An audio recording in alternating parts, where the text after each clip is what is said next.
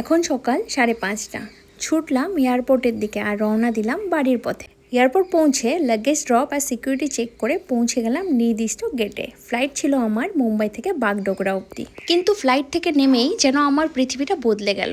মুম্বাই শীতল বৃষ্টির পর এখানে আগুন ঝরানো রোদ। তাই এখানে বেশি দেরি না করে সোজা পৌঁছে গেছিলাম শিলিগুড়ি জাংশনে। ওখানে লাঞ্চটা সেরে নিয়ে বসে গেছিলাম বাসে। বাস ছাড়লো। আমি জানালার পাশে বসে চুপচাপ দেখছিলাম। গাছ, ক্ষেত, দোকান, নদী সবাই যেন বলতে চাইছে, কিরে তুই ফিরলি? এমনি রাস্তা দেখতে দেখতে পৌঁছে গেছিলাম কোচবিহার, যেখান থেকে আরেকটা বাস ধরে সোজা বাড়ি। পৌঁছে গেটটা খুলতেই ওরা ঝাঁপিয়ে পড়লো কোলে। কোনো রাগ নেই, শুধু ভালোবাসা। মনে হচ্ছে ওরা যেন বলতে চাইছে, এতদিন পর ফিরলি? আমরা কিন্তু রাস্তা পানে তাকিয়েছিলাম। জার্নিটা একটু লম্বা ছিল ঠিকই, কিন্তু সব থেকে সুন্দর অংশটা ছিল এদের চোখে আমার জন্য নিঃস্বার্থ ভালোবাসা আর আদর। তাই বলে তো বাড়ি কথাটা এতটাই সুন্দর। আমি ফিরেছি শুধু বাড়িতে নয়, আমার একটা নিজের ছোট্ট জগতে।